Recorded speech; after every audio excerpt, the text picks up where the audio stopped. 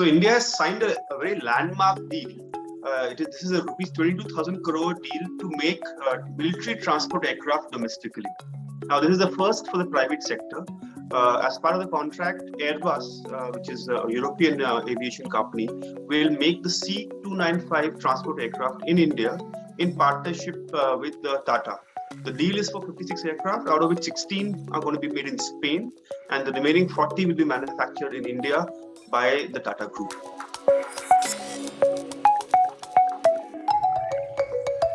The C-295 aircraft are basically a replacement for the Avro fleet of transport aircraft that the Indian Air Force has. The Avro fleet was inducted in the 60s and 70s. They're very old aircraft which needed to be replaced for a long time.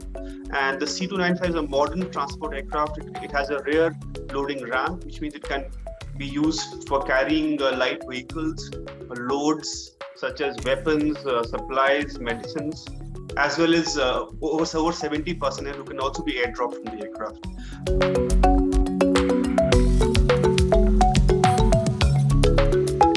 The interesting part about this deal is that 40 of them are to be made fully in India. Tata, has plans in which they are going to set up a factory which will basically be a full factory which will have aluminum blocks going in from one end and a full aircraft flying off from the other end. So this is the kind of a thing which has never happened in India before. It's the first one of its kind factory which will be set up here by the private sector.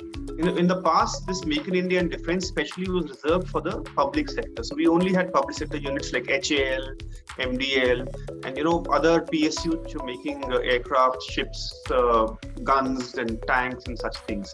So the idea was now to make sure that the private sector, which is a much more competitive sector, which has more ability to save costs, gets into it. So this contract was specially tailored for the private sector. In fact, HAL, which is the main manufacturer of aircraft in India, was forbidden from taking part in the contract. And Tata won this contract. So it's a very big, significant step, not just in terms of value of the deal, which is 22,000 crores, but also that the private sector has, been given this contract. A lot of reluctance over the past years where private sector was viewed as suspiciously is over. And it's the start of a new era where we will see more private sector firms, not just Tata, other big companies here, picking up such contracts and gaining expertise. At the end of 10 years, which is the period for this contract, Tata will be able to build an entire C-295 on its own. So that's a good technology transfer. It will still not be enough for Tata to develop newer aircraft, new variants on its own. But I think within what Tata executives tell us is that within 4 to 5 years, they will start picking up the expertise of manufacturing it. And post that, if they really spend money on R&D and there's a demand, I think they will be in a position to develop a new aircraft for India. But the big thing is that we are getting modern aircraft building technology in India after a long, long time. The last time we actually built a military transport aircraft in India was a Sukhoi 30 MKI, but that also was a line which is transported from Russia to here. And frankly, the Sukhoi is a great aircraft, but it was an aircraft of the late 90s, and there's a big gap since then. So the contract, it is believed that the contract will create 25,000 jobs over the next 10 years in India. And these are very high-skilled jobs. Out of them, 10,000 will be directly employed by Tata, and 15,000 will be with sub-suppliers and people down the supply chain.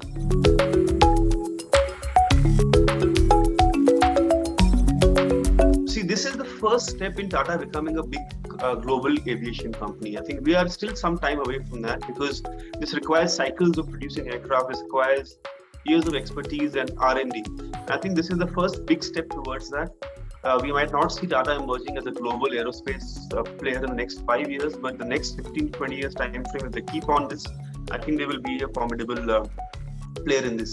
The only problem is that the C-295 is built under license from Airbus. So export orders, of course, there are potential export orders which will be leveraged.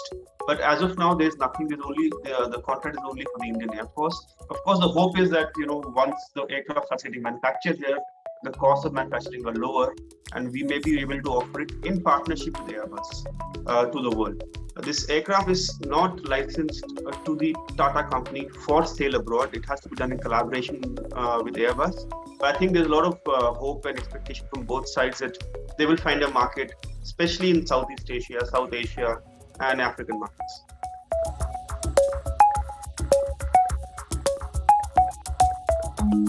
We spoke to Tata senior officials and they said that they have scouted over 100 locations in India where the aircraft can come up, the factory can come up in. Now, the factory has some unique requirements, the primary being that you need an airstrip right next to it because the aircraft has to come out in flying form. And there are many options under discussion. Tata says they are not finalized the site. But from what I have learned, I think there are sites in Uttar Pradesh and Gujarat that are under consideration, which would be very unique for these two states which don't have an aviation hub. The traditional aviation hub in India has been Bangalore and Hyderabad, which of course are also under consideration by Tata and Airbus combined. But a factory coming up in Uttar Pradesh or in Gujarat would be a unique thing. I think what Tata and Airbus people tell us is that they're going to make a decision on this very soon. They are in advanced levels of discussions because this requires multiple stakeholders, including the sub-chain suppliers, state governments, as well as partners, because there are two partners involved in this. I think we'll get a decision on this soon. But yes, a factory in Uttar Pradesh or in Gujarat is quite a high probability for.